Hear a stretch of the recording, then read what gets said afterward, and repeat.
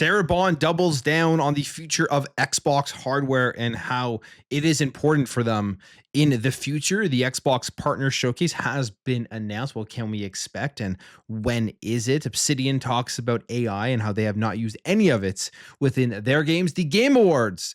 The nominees have been announced across all of the categories. Who's nominated for Game of the Year? We will take a look at some of the categories as well, some of the nominees in there. And Helldivers CEO talks about potentially bringing the game to the Nintendo Switch 2, which I think is a no-brainer at this point. They brought the Xbox to, well, might as well bring it to the Nintendo Switch 2. Now, before we jump into this any further, if you enjoy daily content, daily gaming news, make sure to hit the subscribe, share, and like the video. It does mean a lot to help grow this channel. I do appreciate it. For now, let's get into the news.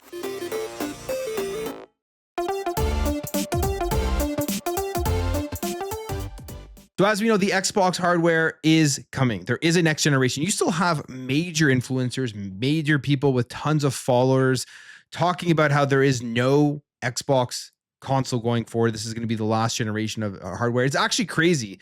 A lot of the lies and misinformation that's still being spread around about the future of what Xbox is doing with their hardware division. There is going to be another Xbox. Everything we've heard about it to me sounds extremely exciting from the console hybrid perspective, getting access to all of your games on PC as well on the console. We have heard that there's going to be a dual booting sort of style of thing where you're going to have the console side. You're also going to have the access to the Windows side, where you'll get your entire ecosystem on all of the different launchers plus your Xbox games. I think it will be very similar to what we do see right now on the ROG Xbox Ally and with the full screen experience. However, they have said multiple times, you are going to have that console library there. So everything you have right now on your Series X and S should be coming over to the next Xbox. And Sarah Bond discusses the future and continues to give us more information as to what we can expect. And what do hardware customers really mean to Xbox? Because you could argue, especially with the raise in prices and the whole Xbox, everything is an Xbox marketing campaign, and some of the things with Game Pass, where PC Game Pass get a better deal than console Game Pass, that they don't really care nearly as much about the console player anymore because that market has stagnated and they're trying to grow. They're trying to target people who aren't currently within Xbox. And if you are on the console and you've already spent a ton of money, you're probably a relatively loyal customer to the brand, and you're probably going to continue to pick up the hardware and still play a lot of your games from Xbox because you've already built up a digital library. So it has people thinking, do they even care about those customers anymore? Are they being left behind? Well, Sarah Bond does comment on this even further. This was an interview that she had here, and she was talking with Fortune about her career and offered hints about the current trajectory of Xbox. And this is what she says. Xbox is really all about making it easy for people to access and play their games, which they absolutely have been doing that. And I hope they do continue with that, and especially with the console games. She says, we know that's what players care about. And so all of this innovation, all of the things that are happening in the industry, they are being harnessed to enable that more easily and more accessibly for customers than ever before.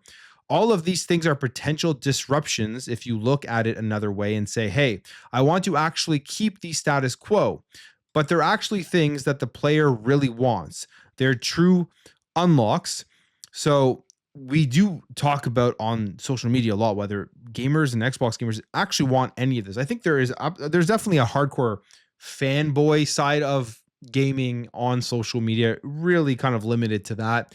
They never want to see the industry to ever change. They want their exclusives. They want that walled garden ecosystem across Xbox, PlayStation, and Nintendo, and will rather see another company die than that ever change, which to me is kind of crazy because I think right now, especially with the Xbox Play Anywhere, we do see the new Steam machine that is coming out. And to me, that is pretty exciting what they're doing there. They are opening up the ways that you can play, access your games, and just giving you more options. And for gamers, for the consumer, at the end of the day, that is always better when you are getting more options and how you want to enjoy your content. Now, when it comes specifically to the hardware and the multi-platform gaming, she says here, Xbox is a brand that people have counted on now for almost 25 years. We're coming up to the 25th anniversary, and people who play Xbox love Xbox. Our players deeply care about what Xbox is. It has a ton of meaning for them, and so changing it is hard. You know, there are things coming in the future that you need to invest in to help ensure the long-term health and growth of the brand, but you also know there are players who really love what Xbox is right now. We relentlessly look at the core metrics of the health of the business, how many people are playing, what our hours of play are, what people are buying, and what people are subscribing to. Listening to both what people say and how they behave is how we continuously make changes, adjust, and learn along the way. So, I mean, that's not shocking. People think that these decisions are just made out of nowhere, but clearly they have a lot of back end data and analytics that drive the changes and the decisions that are being made for Xbox, and the other companies do the exact same thing. Now, the next question was on the hardware and the future of Xbox. And she says, hardware is absolutely core to everything that we do at Xbox. So that is a very big statement if you want to believe her. Of course, the CEOs, the leadership at Xbox have said one thing and other things have happened. Not that I think that they were lying when they said those things, but businesses are always changing. And it's crazy that people don't see that. Businesses are always changing. And if they have to pivot, they'll pivot. Even if they said something 5 years ago, that will not be what they do 5 years later. But she is saying, it's a big statement. Hardware is absolutely core to everything that they do at Xbox. So that means that they're staying fully invested in making sure that Xbox gamers have hardware to play on. She says, because we know that our most valuable players, the people who love Xbox, love the hardware experience. And I would argue that you probably have people on Xbox who are on the console. Those are the people that spend the most, by far the most within the ecosystem. And I'm sure that they have that data as well. They say that is why we are working on our next generation hardware. It's going to be a powerful experience and one that also enables people to take their library with them. What's really important here is that while people want to play their library on the console, they also want to be able to play it on PC or stream it through the cloud. The Xbox experience starts with the console. And I would say we haven't heard that sentiment in recent marketing. So that's why people ask questions, but she's saying that right here. And it's up to you if you want to believe that their actions will be much louder than their words when we get to the next generation. Then she says, but then gives people something they can experience across all screens if they choose to, bring in their library, their community, their identity, and the store with them everywhere that they go. So that is some of the major things she did say in this interview. You can go watch the whole interview if you do want for yourself, but she's doubling down, tripling down, quadrupling down, whatever you want, because they've talked about this now multiple times over the last month or two about there is hardware coming. It is going to be something that lets you play everything, your console and the PC side of stuff. And to me, very exciting. I think that is a great move by Xbox. And as a consumer, I have games across multiple PC launchers, lots on Steam and on Xbox. Those are the two places where I have the majority of my games. And if I can access all of that in one place, no problem, with a console-like experience, I'm all for that. The thing with the Steam machine, you could say that's coming out and that's kind of doing that for you. It's not going to give you the same amount of access if you play on Xbox at all. I mean, you're not getting access to Xbox. You're staying solely within SteamOS. And not only are you not getting all of the games that you would have on the Xbox app or Play Anywhere, you're also not getting access to big games like Call of Duty and the Fortnites and the Battlefield 6s because they don't have any of the anti-cheat stuff in there. So there is a major differentiating factor. I know a lot of people have used Steam Machine as, for some reason, killing the Xbox or that the other consoles are in jeopardy, which it will not be that. The Steam Machine is going to be a limited niche product for PC gamers, similar to what the Steam Deck was. So if you, the more mainstream thing, I think, is going to be the next gen of Xbox, whether it's the OEM version of Xbox where you'll have probably cheaper options, or whatever Xbox puts out themselves, which is sounding like it is going to be more expensive, but still exciting nonetheless.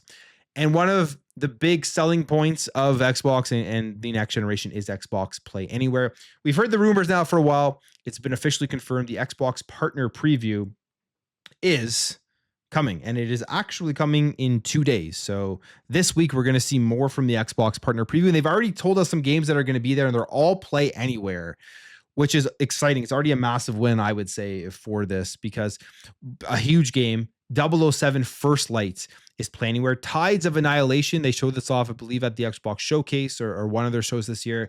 An upcoming action adventure game. Looks very cool. Fantasy epic. Play Anywhere. And then Reanimal, a horror adventure from the creators of Little Nightmares.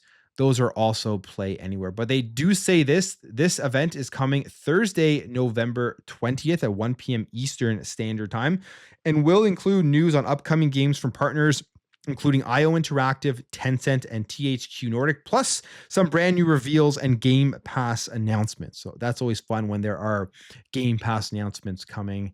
And I would bet majority of them are going to be or all of them are. Actually, they say it right here as I'm looking at this. Additionally, all games featured during the Xbox partner preview are Xbox Play Anywhere. So they're really focusing on that as a feature, as they should, because that is, to me, the biggest selling point right now at Xbox is Xbox Play Anywhere, where you're buying the game once and playing it on multiple devices. And I think this will be a selling point across multiple ecosystems, especially if we do start seeing this take off. You can see that they are trying to get more publishers and developers to buy into this program. 007 First Light landing on Play Anywhere, I think, is already a big win here for big games that are coming out in the future. So excited to see what else they have announced. Game Pass stuff, that's always good. And yeah, November 20th, I will absolutely be tuning in. AI is all of the rage when it comes to development in video games. I've put out a tweet a while ago, and I'm going to stand by this, and I think this is exactly how it's going to go, is we will not really know the full extent of AI in game development for a while, because we don't know exactly how devs are going to utilize it fully. Are they really going to make massive parts of the game with it, or are they just going to use it for things that make sense? Like things that will help with the overall game if you don't have to have a monotonous task done by a human where it's not really adding to the game. Like if you're taking a single asset that's been created by a human and then just spreading it out across the world, or even with Arc Raiders, what they did, I don't think that was a big deal whatsoever with the voice acting stuff.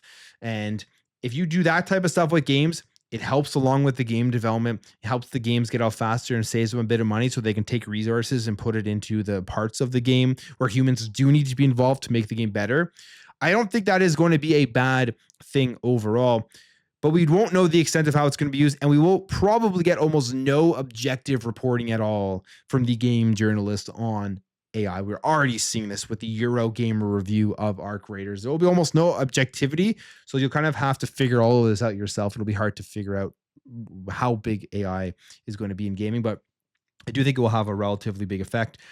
Obsidian, however, says it hasn't used generative AI at all so far. Will they in the future? Who knows? But right now they have not. This is an interview with GameFile, and they say various Obsidian devs touch on AI following some old comments that tech could be used in the writing process. The comments from 2019 by Obsidian's Leonard Boyarsky were hypothetical at the time, and the studio has now confirmed that we haven't been using AI at all. So if you are completely against playing any games with AI, you can rest assured right now, Outer Worlds 2, a Valve that just came out, those don't have any AI in them. Obsidian is not touching it. I think that most studios will use AI to some extent going forward. It's just a no-brainer. When you look at what's happened in the industry with the inflation of development costs, they're finding ways to reduce those development costs. AI is going to be one way that they do end up doing that.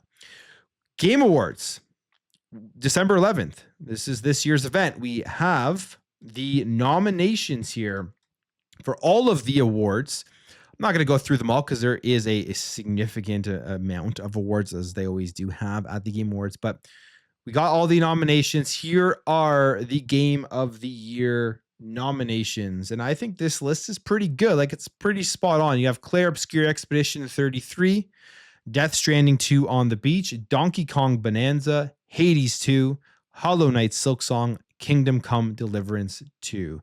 that is the Game of the Year nominations. Claire Obscure Expedition 33, I think, has 12 nominations that are basically sweeping this year's awards. They should win, I would say, pretty much every category that they are in. The game was that good. I think it'll win Game of the Year hands down. Donkey Kong Bonanza may give it a run for its money because Nintendo always find a way to get in there. And also, it's a phenomenal game. But Claire Obscure Expedition 33 is more than likely going to win that award. In terms of the overall nominations, Claire Obscure had 12, PlayStation had 8, and I think Xbox had 6 across the different categories.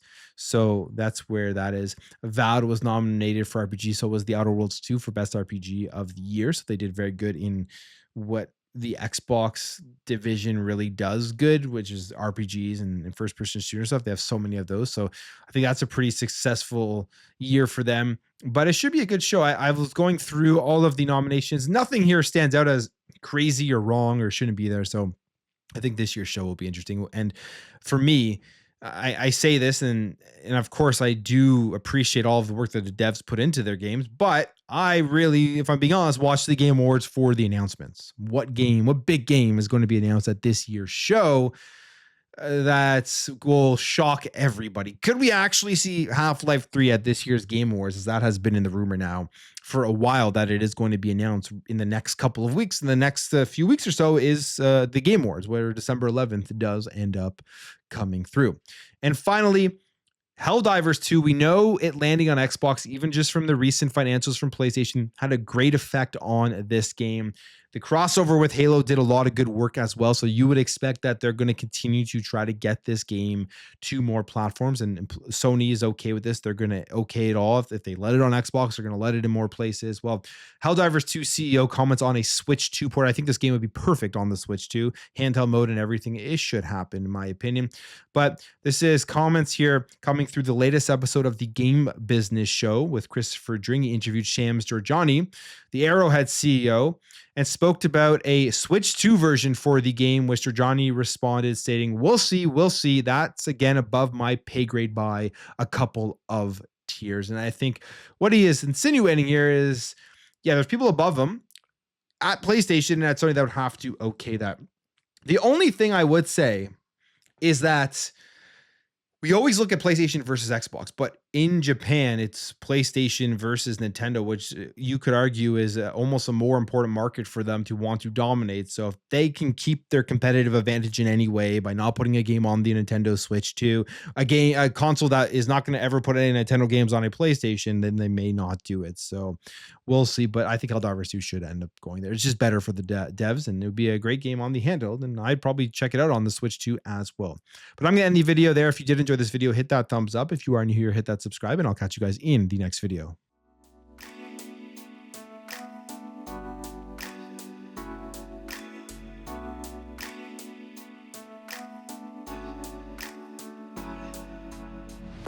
Bye.